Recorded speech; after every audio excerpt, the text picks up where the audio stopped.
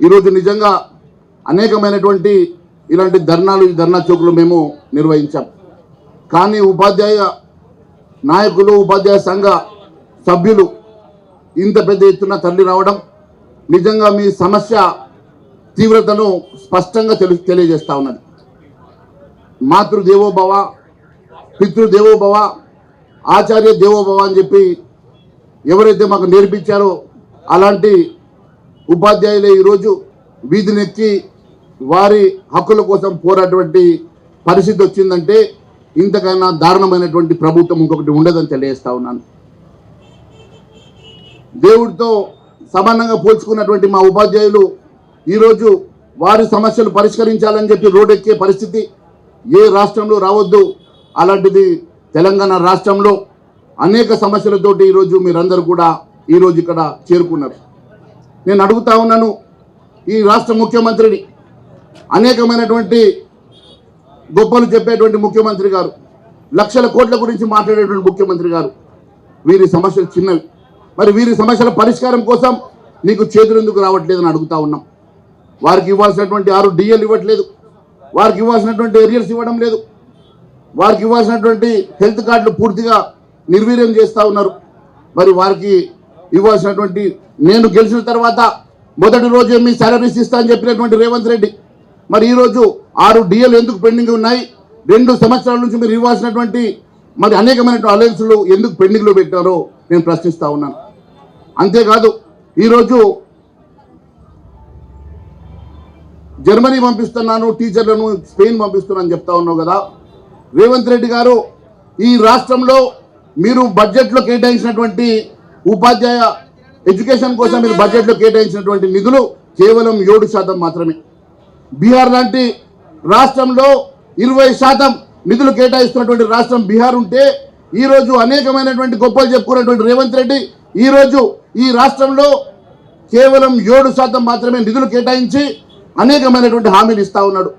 ఈ ఇచ్చిన నిధులు జీతాలకు సరిపోవు, మీరు ఇచ్చే ఏరియర్స్కి సరిపోవు, కానీ మీరు గొప్పలు చెప్తా ఉన్నారు. నేను ఇంటిగ్రేటెడ్ స్కూల్ కట్టిస్తా అని చెప్తా ఉన్నాడు. ఇంటిగ్రేటెడ్ స్కూల్స్ ఎప్పటి లోపల కంప్లీట్ చేస్తావో దానికి కేటాయించాల్సిన నిధులు ఎప్పుడైనా బడ్జెట్ అలొకేషన్ చేసావని అడుగుతా ఉన్నాను. కేవలం మాయ మాటలు చెప్పడం అలవాటు చేసుకునేటువంటి రేవంత్ రెడ్డి, ఎక్కడ పడితే అక్కడ అబద్ధాలు మాట్లాడేటువంటి రేవంత్ రెడ్డి, ఈ రోజు నీకు దమ్ము ధైర్యం ఉంటే ఈ సమస్యలు పరిష్కారం చేయాలి. లేని పక్షంలో బీజేపీ శాసనసభ పక్షం అంతా కూడా రేపు రాబోయేటువంటి అసెంబ్లీలో మిమ్మల్ని ముట్టడిస్తామని చెప్పి తెలియజేస్తా ఉన్నాను.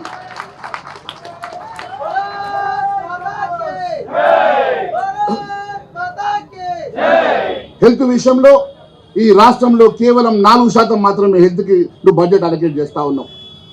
పక్క రాష్ట్రాల్లో 8 నుంచి 15% వేరే రాష్ట్రాల్లో హెల్త్ కోసం అలొకేట్ చేస్తే 4% మాత్రమే నువ్వు హెల్త్ కోసం అలొకేట్ చేసి మరి అనేకమైనటువంటి స్కీములు పెడతావు, అనేకమైనటువంటి ముచ్చట్లు చెప్తావు. ఎక్కడ కూడా నువ్వు చెప్పే మాటలకి, నువ్వు పెట్టేటువంటి బడ్జెట్కి పొంతన ఉండదు.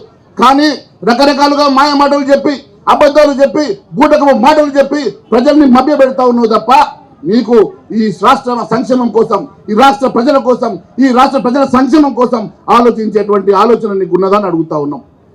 అంతేకాదు నేను అడుగుతా ఉన్నాను, అమ్మకు అన్నం పెట్టినోడు పింతల్లికి బంగారు గాజులు పెడతానట.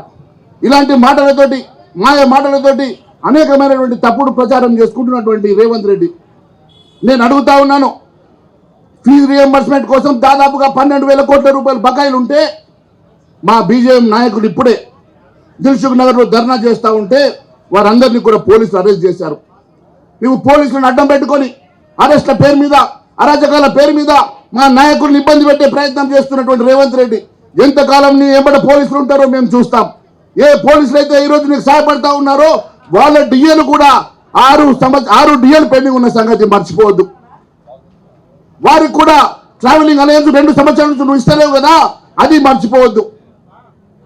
మీకు ఒకటి చెప్తా ఉన్నాను, ఈరోజు పోలీసులు లేకుండా, నీ సెక్యూరిటీ లేకుండా కనీసం దిల్సుఖ్ నగర్ వరకు ఒంటరిగా వెళ్ళే పరిస్థితి నీకు ఉన్నదా అని అడుగుతా ఉన్నా. కేవలం సెక్రటేరియట్లో కూర్చొని, లేకుంటే ఆయన ఫామ్ హౌస్లో కూర్చున్నట్టు నువ్వు జూబ్లీ హౌస్లో కూర్చుంటావు, రకరకాలుగా అబద్ధ మాటలు చెప్తా ఉన్నావు. ఈరోజు అనేకమైనటువంటి సమస్యలు, ఒకవైపు ఉపాధ్యాయుల సమస్యలు ఉన్నాయి, నిరుద్యోగ సమస్యలు ఉన్నాయి, విద్యార్థుల సమస్యలు ఉన్నాయి, రిటైర్డ్ ఎంప్లాయీ సమస్యలు ఉన్నాయి. ఇప్పుడే మిత్రుడు చూపిస్తా ఉన్నాడు 317 జీవో బాధితులు. మరి నేను అడుగుతా ఉన్నాను, కేవలం ఉపాధ్యాయులకు మాత్రమే 317 ప్రకారం ఈ నిర్ణయం తీసుకున్నారా? మరి వివిధ ఉన్నతాధికారులకి మరి వారి కోసం ఎందుకోసం ఈ జీవో పనిచేస్తలేదు? వారు ఉన్నతాధికారులకు భార్య భర్తల స్పౌస్ కేసులో ఒకే జిల్లాలో పనిచేసేటువంటి అనేకమైనటువంటి మరి ఉదాహరణలు ఉన్నాయి కదా, వాటి గురించి ఎందుకు మాట్లాడతలేరని అడుగుతా ఉన్నా. కేవలం ఉపాధ్యాయుల మీద ఎందుకు ఈ రకమైనటువంటి కక్ష సాధింపు? ఎందుకు ఉపాధ్యాయులను ఈ రకంగా మీరు ఇబ్బంది పెడతా ఉన్నారో అడుగుతా ఉన్నాం. అంతేకాదు అనేకమైనటువంటి అంశాలు కూడా మాట్లాడుతున్నారు. నేను ఈరోజు ఈ రాష్ట్రంలో అనేకమైనటువంటి బళ్ళల్లో యూడిఐఎస్సి రిపోర్ట్ ప్రకారం 1859 బళ్ళల్లో తాగడానికి చుక్క నీళ్లు లేవు. రాష్ట్రంలో 30,014 బళ్ళుంటే 21,126 బళ్ళలు శిథిలావస్థలు చేరుకున్నాయి. ఈరోజు నేను అసెంబ్లీలో కూడా ఈ అంశం మాట్లాడినా. ఫుడ్ పాయిజనింగ్లో అనేకమైనటువంటి విద్యార్థులు అనారోగ్యం గురవుతూ ఉన్నారు. అంతేకాదు మరుగుదొడ్లు లేనటువంటి స్కూళ్ళు ఈరోజు దాదాపు 10,000 బళ్ళల్లో మరుగుదొడ్లు సరిగా లేవు. అమ్మాయిలకు కూడా మరుగుదొడ్లు లేని పరిస్థితి. వీటిని చక్కదేయడం చేతగాని రేవంత్ రెడ్డి నువ్వు జర్మనీకి పంపిస్తావట. జర్మనీకి పోయి ఏం చూసి వస్తారు? నిధులు లేని, నువ్వు నిధులు అలకేట్ చేయండి, ఇక్కడ ఇన్ఫ్రాస్ట్రక్చర్ డెవలప్ చేయకుండా నువ్వు ఏ రకంగా అభివృద్ధి చేస్తావో సమాధానం చెప్పాలని అడుగుతా ఉన్నాం. అంతేకాదు ఇప్పుడే ఒక మిత్రుడు చెప్తా ఉన్నాడు, నేను వారం రోజుల క్రితం ఒక ఎంజెపి బీసీ వెల్ఫేర్ హాస్టల్కి వెళ్ళిన. అక్కడ పరిస్థితి చూస్తే ఒకే రూమ్లో దాదాపు 40 మంది విద్యార్థులు ఒకే రూమ్లో పడుకోవాలి.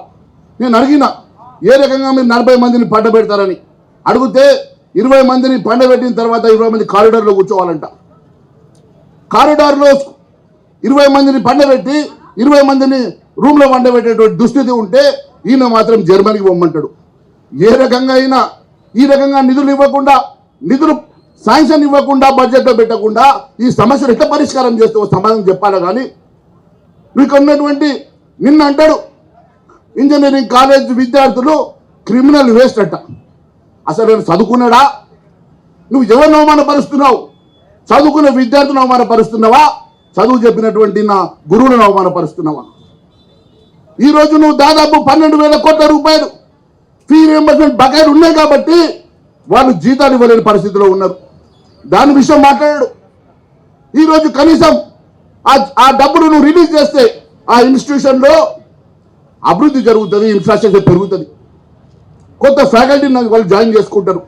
ఇవేమీ మాట్లాడకుండా పాస్ అయినటువంటి ఇంజనీరింగ్ విద్యార్థులనే క్రిమినల్ వేస్ట్ అన్నావంటే నువ్వు నిజంగా ముఖ్యమంత్రి స్థాయిలో కూర్చోవడానికి ఒక గంట కూడా అర్హత లేదని చెప్పి తెలియజేస్తా ఉన్నాను. అసలు నువ్వు ముఖ్యమంత్రిగా ఉండడం క్రిమినల్ వేస్ట్, నువ్వు ముఖ్యమంత్రిగా ఉండడమే క్రిమినల్ వేస్ట్. అలాంటిది మా విద్యార్థుల గురించి మాట్లాడే హక్కు నీకున్నదా అడుగుతున్నా. రేవంత్ రెడ్డి నువ్వు అనుకుంటుండొచ్చు సినిమా డైలాగులతోటి ప్రజల్ని మాయం చేస్తున్నా, మభ్య పెడుతున్నా అని. నీ ఆటలు సాగవు. ఖచ్చితంగా నువ్వు చేసేటువంటి ప్రతి అంశం ఖచ్చితంగా భారతీయ జనతా పార్టీ బయట పెడుతుంది. ప్రతి అంశం మీద మేము పోరాటం చేస్తాం. ఖచ్చితంగా నేను గద్దెదించే వరకు, రామరాజ్యం ఇక్కడ స్థాపించే వరకు మేమందరం కలిసికట్టుగా పనిచేస్తామని తెలియజేస్తా ఉన్నాను.